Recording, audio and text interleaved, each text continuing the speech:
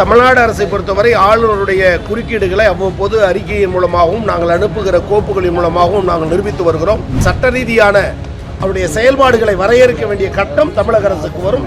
எனவே தமிழ்நாடு இனி சீனாவை போல், ஜப்பானை போல், தைவானை போல் என்று எட்டக்கூடிய சூழலை உருவாக்குவதற்கு பெருமுயற்சி எடுக்கிறோம். அதற்கான கல்வி திட்டங்கள் உருவாக்கப்படும். அந்த கட்டத்தை அவர் எட்டாமல் இருப்பது அவர் பதவிக்கு அழகு. இதுவே முதலமைச்சர் ஆசிரியர் காட்டுகிற அக்கறை அடையாளம்.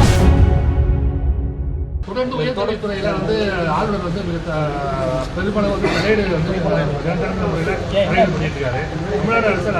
தமிழ்நாடு அரசை பொறுத்தவரை ஆளுநருடைய குறுக்கீடுகளை அவ்வப்போது அறிக்கையின் மூலமாகவும் நாங்கள் அனுப்புகிற கோப்புகளின் மூலமாகவும் நாங்கள் நிரூபித்து வருகிறோம்.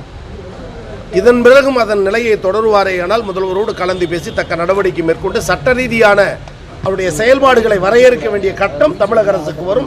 அந்த கட்டத்தை அவர் எட்டாமல் இருப்பது அவர் பதவிக்கு அழகு. நன்றி. இன்னும் நிறைய விஷயங்கள் இருக்கு.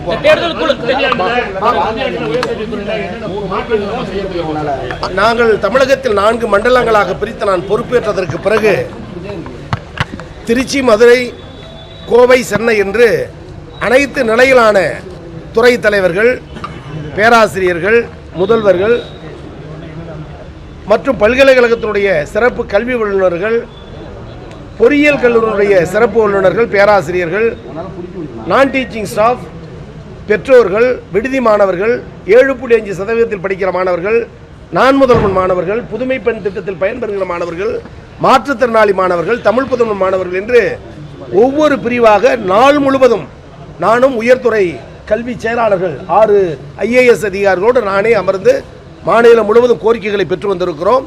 அதன் அடிப்படையில் புதிய கல்வி திட்டங்கள் சேர்க்கப்பட வேண்டும், பயனற்ற ஒரு சில கல்வி திட்டங்கள் நீக்கப்பட வேண்டும், வேலைவாய்ப்புக்குரிய புதிய பாட முறைகள் புகுத்தப்பட வேண்டும் என்ற படிப்பினையெல்லாம் நாங்கள் கலாய்வு செய்த பொழுது நாங்கள் கண்டறிந்திருக்கிறோம். அவைகளையெல்லாம் முதலமைச்சரிடத்தில் எடுத்து சொல்லி வரும் கல்வி ஆண்டில் புதிய பாடப்பிரிவு, புது துறைகளை உருவாக்குவது, அது வேலைவாய்ப்புகளை ஊக்கப்படுத்துவது, வெளிநாடுகளோடு இருக்கக்கூடிய அந்த நிறுவனங்களோடு இணைந்து மாணவர்களுக்கு பயிற்சி தந்து வேலை தருவது. எனவே முதலமைச்சருடைய நோக்கம் எண்ணமெல்லாம் இந்தியாவில் இருக்கிற பிற மாநிலங்களை ஒப்பிட்டு நீங்கள் பார்க்காதீர்கள், உத்தரப்பிரதேசம், பீகார் என்று. அகில இந்தியாவில் இருக்கிற, உலகளவில் இருக்கிற நாடுகளோடு ஒப்பிடுங்கள் என்று எங்களுக்கு அறிவுரை வழங்கியிருக்கிறார். எனவே தமிழ்நாடு இனி சீனாவை போல், ஜப்பானை போல், தைவானை போல் என்று எட்டக்கூடிய சூழலை உருவாக்குவதற்கு பெருமுயற்சி எடுக்கிறோம். அதற்கான கல்வி திட்டங்கள் உருவாக்கப்படும். நன்றி.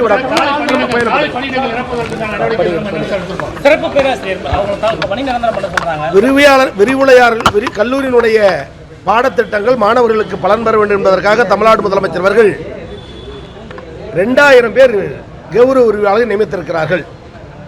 அடுத்து ஒரு 750 பேருக்கு மேலாக நியமிக்கவும் இருக்கிறோம். அதைத் தொடர்ந்து வரும் ஜூன் மாதத்திற்குள் 4000 பணியிடங்கள் தேர்வு வாரியத்தால் தேர்வு செய்யப்பட்டு நிரந்தரமான பேராசிரியர் உருவாக்குகிற பெருமுயற்சியையும் முதலமைச்சர் எங்களுக்கு ஆலோசனை வழங்கியிருக்கிறார்கள். கடந்த 10 ஆண்டுகளில் கௌரவ விரிவுரையாளர்களுக்கு அஇஅதிமுக தந்த ஊதிய தொகை வெறும் 10,000 கூட்டி தந்தார்கள். 10,000 20,000 ஆக்கினார்கள். ஆனால் தமிழ்நாடு முதலமைச்சர் ஆட்சி பொறுப்பேற்ற 1.5 வருடத்துக்குள்ளாகவே 5,000 ரூபாயை உயர்த்தி தந்திருக்கிறார். இதன் மூலம் அரசுக்கு பல பணச்சுமை, கூடுதல் செலவு இருந்தாலும் கூட பேராசிரியர் நலன் காப்பதில் அக்கறையோடு இருக்கிற முதலமைச்சர் நம்முடைய முதலமைச்சர் என்பது புரிகிறது. எனவே 10 ஆண்டுகளில் வெறும் 10,000, 1.5 ஆண்டுகளில் 5,000 ஊதிய உயர்வு.